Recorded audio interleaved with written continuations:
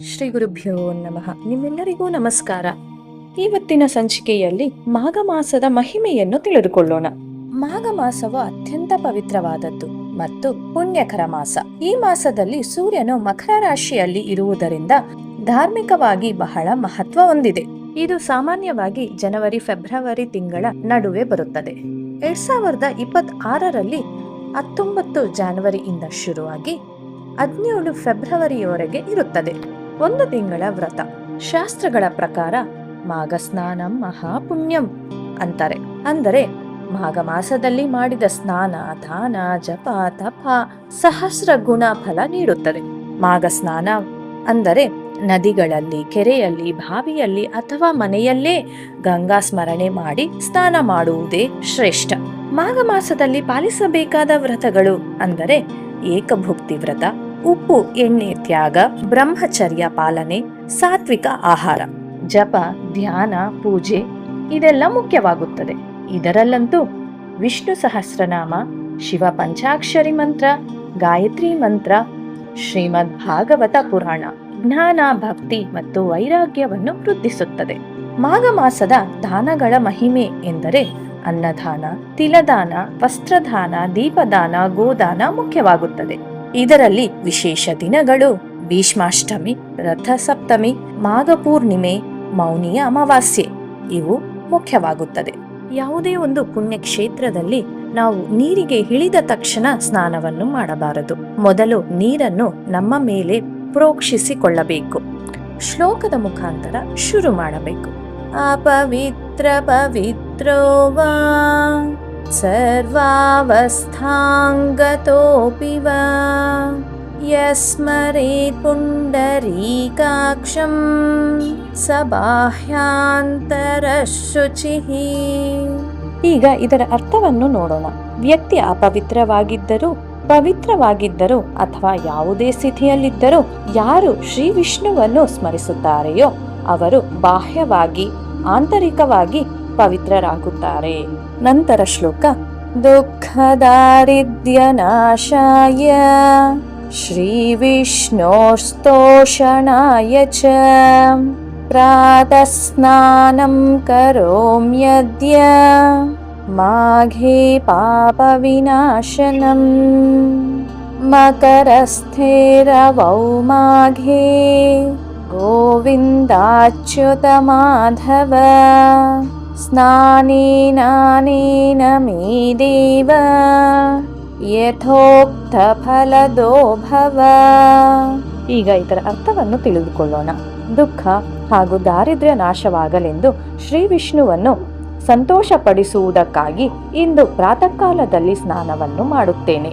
ಪಾಪಗಳನ್ನು ನಾಶ ಮಾಡುವ ಮಾಘ ಸ್ನಾನದಲ್ಲಿ ಸೂರ್ಯನು ಮಕರ ರಾಶಿಯಲ್ಲಿ ಇರುವ ಮಾಸದಲ್ಲಿ ಹೇ ಗೋವಿಂದ, ಅಚ್ಯುತ, ಮಾಧವನೇ, ಈ ಸ್ನಾನದ ಮೂಲಕ ಶಾಸ್ತ್ರಗಳಲ್ಲಿ ಹೇಳಿರುವ ಫಲವನ್ನು ನನಗೆ ನೀಡು. ಮಾಘ ಮಾಸದಲ್ಲಿ ಸಂಕಲ್ಪದ ಶ್ಲೋಕ. ಮಾಘೇ ಮಾಸಿ ಮಹಾಪುಣ್ಯೇ ಬ್ರಹ್ಮಾದ್ಯೈ ಸಂಪ್ರಶಂಸಿತೆ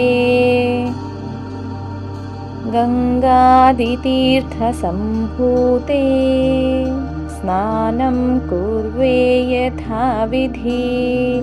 ಈಗ ಇದರ ಅರ್ಥವನ್ನು ತಿಳಿದುಕೊಳ್ಳೋಣ. ಅತ್ಯಂತ ಪುಣ್ಯಕರವಾದ ಬ್ರಹ್ಮಾದಿ ದೇವತೆಗಳಿಗೂ ಪ್ರಶಂಸನೀಯವಾದ ಮಾಘ ಮಾಸದಲ್ಲಿ ಗಂಗೆಯಂತಹ ಪವಿತ್ರ ತೀರ್ಥಗಳ ಮಹಿಮೆಯನ್ನು ಒಳಗೊಂಡಿರುವ ಈ ಸಮಯದಲ್ಲಿ ಶಾಸ್ತ್ರದಲ್ಲಿ ವಿಧಿಸಿರುವಂತೆ ನಾನು ಪವಿತ್ರ ಸ್ನಾನವನ್ನು ಮಾಡುತ್ತೇನೆ. ಸ್ನಾನ ಮಾಡುವಾಗ ಹೇಳುವ ಶ್ಲೋಕ. ಮಾಘ ಸ್ನಾನೇನ ಮೇ ದೇವ ಜನ್ಮ ಕೋಟಿ ಸಮುದ್ಭವಂ ಪಾಪಂ ನಾಶಯ ಗೋವಿಂದ ವಾಸುದೇವ ನಮೋಸ್ತುತೇ. ಈಗ ಇದರ ಅರ್ಥವನ್ನು ತಿಳಿದುಕೊಳ್ಳೋಣ. ಓ ದೇವನೇ, ಮಾಘ ಮಾಸದಲ್ಲಿ ನಾನು ಮಾಡಿದ ಈ ಸ್ನಾನದಿಂದ ಕೋಟಿ ಕೋಟಿ ಜನ್ಮಗಳಿಂದ ಸಂಗ್ರಹವಾದ ಎಲ್ಲಾ ಪಾಪಗಳನ್ನು ನಾಶ ಮಾಡು. ಓ ಗೋವಿಂದನೇ, ವಾಸುದೇವನೇ, ನಿನಗೆ ನನ್ನ ನಮಸ್ಕಾರಗಳು. ನಂತರ ಜಲದಲ್ಲಿ ಮುಳುಗಿ ಸ್ನಾನ ಮಾಡಿ ಮೃತ್ತಿಕೆಯನ್ನು ಧರಿಸಿ ಪುನಃ ಮುಳುಗಿ ನಂತರ ಅರ್ಘ್ಯವನ್ನು ಕೊಡಬೇಕು. ಮಾಧವನಿಗೆ ಅರ್ಘ್ಯ. ತಪಸ್ಯರ್ಕೋದಯೇನ ಧ್ಯಾನ್ ಸ್ನಾತೋಹಂ ವಿಧಿಪೂರ್ವಕಂ ಮಾಧವಾಯ ದದಾಮೀದ ಮರ್ಗ್ಯಂ ಸಮ್ಯಕ್ ಪ್ರಸೀದತು. ಮಾಧವಾಯ ನಮಃ ಇದಮರ್ಗ್ಯಂ. ಈಗ ಇದರ ಅರ್ಥವನ್ನು ತಿಳಿದುಕೊಳ್ಳೋಣ. ಮಾಘ ಮಾಸದ ಸೂರ್ಯೋದಯದ ವೇಳೆಯಲ್ಲಿ ನದಿಯಲ್ಲಿ ವಿಧಿಪೂರ್ವಕವಾಗಿ ಸ್ನಾನ ಮಾಡಿದ ನಾನು ಈ ಅರ್ಘ್ಯವನ್ನು ಶ್ರೀ ಮಾಧವ ಅಂದರೆ ಶ್ರೀ ವಿಷ್ಣುವಿಗೆ ಸಮರ್ಪಿಸುತ್ತಿದ್ದೇನೆ. ಶ್ರೀ ಮಾಧವನು ಸಂಪೂರ್ಣವಾಗಿ ಸಂತೋಷ ಪಡುವಂತೆ ಮಾಡಲಿ. ಶ್ರೀ ಮಾಧವನಿಗೆ ನಮಸ್ಕಾರಗಳನ್ನು, ಆ ಅರ್ಘ್ಯವನ್ನು ಸಮರ್ಪಿಸುತ್ತೇನೆ. ನಂತರ ಸೂರ್ಯನಿಗೆ ಅರ್ಘ್ಯ. ಸವಿತ್ರೇ ಪ್ರಸವಿತ್ರೇ ಚ ಪರಂ ಧಾಮ್ನೇ ನಮೋಸ್ತುತೇ ತ್ವತ್ತೇಜಸಾ ಪರಿಭ್ರಷ್ಟಂ ಪಾಪಂ ಯಾತು ಸಹಸ್ರಧಾ ಸವಿತ್ರೇ ನಮಃ ಇದಮರ್ಘ್ಯಂ. ಇದರ ಅರ್ಥ, ಸವಿತೃ ದೇವತೆ, ಸೃಷ್ಟಿಗೆ ಕಾರಣನಾದವನೇ, ಪರಮ ತೇಜಸ್ಸಿನ ನಿವಾಸಿಯಾದ ನಿನಗೆ ನನ್ನ ನಮಸ್ಕಾರಗಳು. ನಿನ್ನ ದಿವ್ಯ ತೇಜಸ್ಸಿನಿಂದ ನನ್ನ ಎಲ್ಲಾ ಪಾಪಗಳು ಸಾವಿರದಂತೆ ನಾಶವಾಗಲಿ, ಸಾವಿನಂತೆ ನಾಶವಾಗಲಿ. ಸವಿತೃ ದೇವನಿಗೆ ನಮಸ್ಕಾರಗಳು. ಈ ಅರ್ಘ್ಯವನ್ನು ಸಮರ್ಪಿಸುತ್ತೇನೆ. ಅರ್ಘ್ಯದ ನಂತರ ಕೊನೆಯ ಶ್ಲೋಕ. ದಿವಾಕರ ಜಗನ್ನಾಥ ಪ್ರಭಾಕರ ನಮೋಸ್ತುತೇ ಪರಿಪೂರ್ಣಂ ಕುರುಷ್ವೇದಂ ಮಾಘ ಸ್ನಾನಂ ಮಯಾ ಕೃತಂ. ಈಗ ಇದರ ಅರ್ಥವನ್ನು ತಿಳಿದುಕೊಳ್ಳೋಣ. ಓ ದಿವಾಕರನೇ, ಜಗನ್ನಾಥನೇ, ಪ್ರಕಾಶ ಸ್ವರೂಪನಾದ ಸೂರ್ಯನೇ, ನಿನಗೆ ನನ್ನ ನಮಸ್ಕಾರಗಳು. ನಾನು ಮಾಡಿದ ಈ ಮಾಘ ಸ್ನಾನವನ್ನು ಸಂಫಲಪ್ರದವಾಗುವಂತೆ ಮಾಡು.